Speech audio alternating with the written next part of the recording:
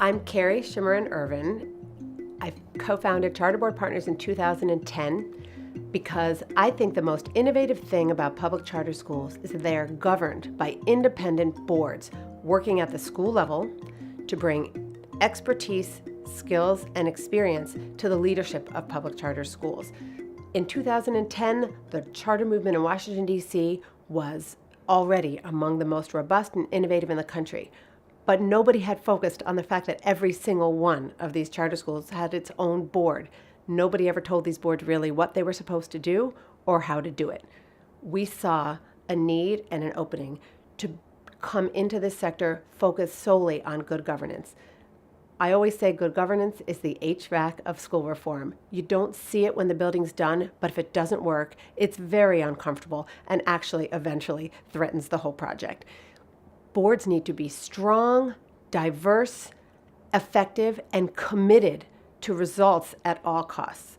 Boards need to be strong, diverse, committed, focused on equity and quality, and willing to do what it takes to hold that school accountable for providing the education that every single child in every single classroom in that school deserves. Governance is not the sexiest or most exciting part of education reform, but without it, we risk creating a bunch of shooting stars, good, exciting, innovative schools led by dynamic founders that don't have the structures and processes in place that will ensure that those institutions can endure over time and continue to learn and grow and improve the quality of education for their students. Boards build institutions. Founders build a vision and a mission. We need both in the public charter sector. We need both in education reform.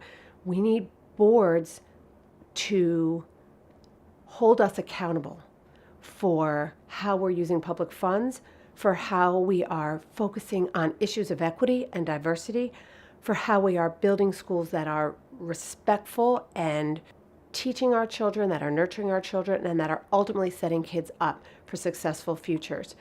We need boards in public education that are providing opportunities for citizens who have incredible talent and skills and experience to get involved and roll up their sleeves and contribute their time and their resources and their talent to making sure that our public education system is moving much more quickly than it ever has towards equity, towards quality, and towards accountability. Really, we have three main sectors in this country, right? Public, private, and nonprofit. So public, the government is run a certain way with certain kinds of accountability and transparency and other associated challenges and opportunities. Private sector obviously answers to shareholders and the bottom line.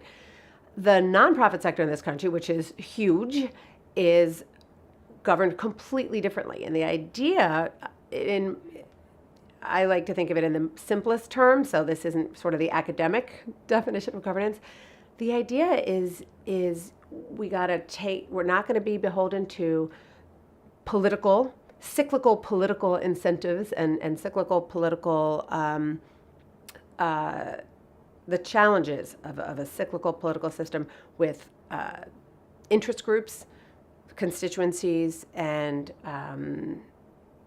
the ballot box, basically. The more thoughtfully composed a nonprofit board is, and the more that board adheres to strong governance practices, the better the leadership that board will be able to exercise on behalf of the school. So what we see a lot in the nonprofit sector are very strong CEOs who, with very weak boards, they are looking for ratification, rubber stamp, on the decisions that they make as the professional leader of the school.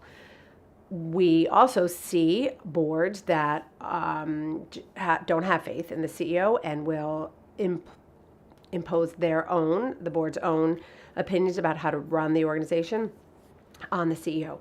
The ideal lies somewhere right in the middle, which is leadership of a nonprofit organization is really a partnership between a strong CEO and a strong board.